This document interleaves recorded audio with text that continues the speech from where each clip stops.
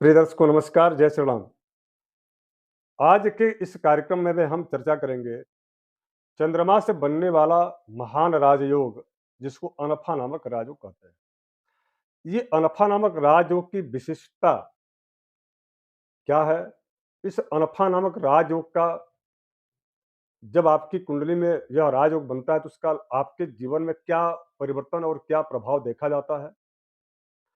इस अनफा नामक राजयोग के बनने के बाद आपको कौन सी सावधानियां बरतनी चाहिए ताकि और आपके इस राजयोग का जो फल है वह अत्यंत शत प्रतिशत आपको प्राप्त हो सके। कई बार ऐसा भी होता है कि अनफा नामक राजयोग बना है और वो उसका फल नहीं मिलता। इसके साथ साथ में इस अनफा नामक राजयोग का वास्तविक व्यवहारिक दृष्टि से इसका क्या प्रभाव पड़ता है, इन सभी बिंदुओं पर हम बिंदुवार चर्चा करेंगे। मेरा आप सभी से आग्रह है कि यदि आप नए दर्शक हैं तो आप सब्सक्राइब जरूर कर लीजिएगा, लाइक कर लीजिएगा, कमेंट करके और अपनी प्रतिक्रिया अवश्य दीजिएगा। दर्शकों, ज्योतिष शास्त्र में प्रायः जितने भी राजयोग बनते हैं या दुर्योग बनते हैं, उन योग और दुर्योगों में कहीं न कहीं चंद्र का ज़रूर जो है कोई न कोई प्रभाव होता है। आखिर ऐसा कौन-सा इस जो है योग में महानता दिखी हमारे ऋषि महर्षियों को कि उन्होंने कहा कि महान राजयोगों में से एक राजयोग जो है अनफा नामक राजयोग। ये बड़ा गंभीर विषय है। आखिर वो कौन-सी विशिष्टता इस राजयोग में ऋषियों को दिखी?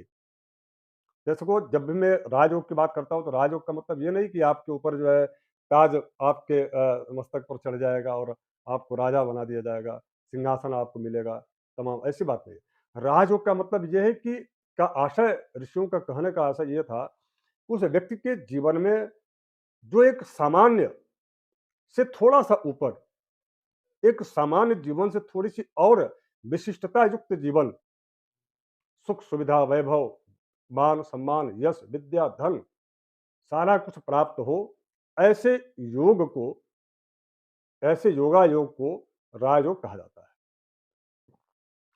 तो चंद्रमा के इस प्रकार के किस परिस्थिति को देख करके ऋषियों ने कहा कि महान राजयोगों में से एक राजयोग जो है अनफा नामक राजयोग है। तो आइए इसको हम समझने का प्रयास करेंगे। सबसे पहले ये आप जान लीजिए कि आप अपनी कुंडली खोल लीजिए और या जिसकी भी कुंडली में यह योग आप देखना चाहते हैं उसको आप जो है खोल करके आप देख लीजिए। अगर यदि उनकी कुंडली में प्रथम भाव से लेकर के यानी कि इस प्रथम भाव से लेकर के और 12वें भाव तक, यानी कि प्रथम भाव है या द्वितीय, 1 2 3 4 हमने जो लिखा है वो आपकी कुंडली में अलग भी अंक हो सकते हैं। मैंने एक प्रतीकात्मक काल पुरुष के अनुसार मैंने एक अंक यहाँ पर लिखा है, यानी कि मेष लग्न की कुंडली हमने तैयार की है। आपकी कुंडली मेष लग्न की हो यह कोई आवश्यक नहीं है। यहाँ पर कोई दूसरा भी अंक यानी कि 1 से 12 के बीच में कोई भी अंक हो सकता है। लेकिन और चंद्र यह केवल आवश्यक नहीं कि लग्न में ही हो। चंद्र यहाँ पर भी हो सकते हैं, यहाँ पर भी हो सकते हैं, कहीं पर भी हो सकते हैं।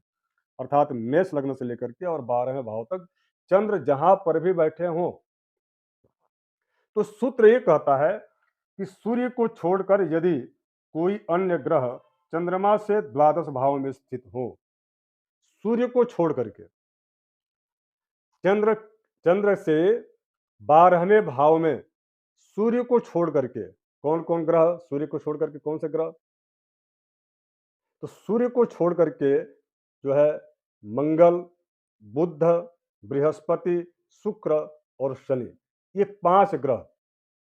अच्छा, इसमें राहु और केतु की गणना नहीं है क्योंकि राहु केतु छाया ग्रह है। इस योग में इस बात को आप समझ लीजिएगा कि छाया ग्रह है राहु केतु, यानी कि सूर्य और राहु और केतु आप तीनों को समझ लीजिए। यदि चंद्रमा से 12वें स्थान में, जैसे मान लीजिए कि इस कुंडली में चंद्र यहाँ पर बैठे हैं, इनका 12वां भाव कौन सा होगा, 12वां स्थान कौन सा होगा, तो 1 2 3 4 5 6 7 8 9 10 11 और ये 12, यानी कि 12वां भाव होगा। अब इस जो है इस 12वें भाव में अगर यदि यहाँ पर मंगल हो या बुध हो या यहाँ पर जो है बृहस्पति हो या यहाँ पर शुक्र हो या शनि हो, इनमें से कोई भी ग्रह, एक ग्रह हो या एक से अधिक ग्रह हो, तो ये योग बनता है, ये कौन-सा योग बनता है? अनफा नामक महान राजयोग बनता है। अब अनफा नामक जब राजयोग बनता है, तो इसका प्रतिफल क्या होता है? इसका फल क्या होता है? तो इसका फल ये होता है कि अगर यदि यह अनफा नामक राजयोग बनता है, तो फल इसका है कि राजा के समान सम्मान प्राप्त करेगा और उसके बाद रोग मुक्त, सदाचारी और सुखी जीवन उस व्यक्ति का होगा, जिसकी कुंडली में इस प्रकार का योग बनता है। अब इसको थोड़ी-सी गहराई से आप समझने का प्रयास करें कि ऐसा महान महान राजयोग इसको क्यों ऋषियों ने कहा? इसलिए कहा कि चंद्र मन का कारक है और मन आपका कई बार आप लोगों ने देखा होगा कि जब भी एक सामान्य मैं आपको समझाता हूँ कि जैसे मान लीजिए कोई भी आप निर्णय लेने जा रहे हैं या कोई कार्य करने आप जा रहे हैं, तो उस कार्य के सबसे पहले उस कार्य को करने के बाद के परिणाम के बारे में आप सोचेंगे और उस कार्य को करने के पूर्व के उसका जो बैकग्राउंड है उसके बारे में आप पहले चिंतन करेंगे। तब जाकर के आप कोई भी आप निर्णय लेते हैं। कई बार ऐसा होता है कि मन करता है कोई भी कार्य करने का, लेकिन वो कार्य आप जब करने जाते हैं तो आपका पैर जो है रुक जाता है। तो उस समय आपको पीछे से एक जो है बैक सपोर्ट चाहिए।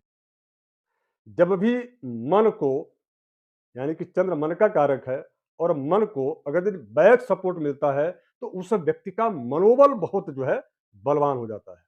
और यदि वह मनोबल बलवान रहता है, बलवती जो मनोबल होता है, तो वह व्यक्ति कोई भी कार्य जीवन में, वह व्यक्ति बहुत ही सकारात्मक ढंग से उसको कर पाता है और उसमें उसको सफलता भी 100% मिलती है। इसीलिए महान जो ज्योतिषियों ने इस राजयोग को, यानी कि चंद्रमा से बनने वाले इस महान राजयोग को महान शब्द कहा। अर्थात यह अनफा नामक जो राजयोग है, यह उस व्यक्ति को राजा तो नहीं बनाता, और वैसे भी राजयोग में राजा सभी बनते हैं, ऐसा कोई आवश्यक नहीं है, लेकिन राजा के समान सम्मान, धन, यश, कीर्ति, और उसके बाद कई ऐसे राजा हुए जो राजर्षि हुए। महाराज दशरथ कितने अच्छे ज्ञानी थे, और भी कई ऐसे राजा हुए। तो ज्ञान, धर्म, यश और कीर्ति, इसके साथ साथ में सबसे अच्छी बात यह है कि यह योग रोग मुक्त बनाता है। यह योग उस व्यक्ति के जीवन पर्यंत उसको सुखी और समृद्धशाली व्यक्तित्व बनाता है। ये इसीलिए इसको महान राजयोग कहा गया।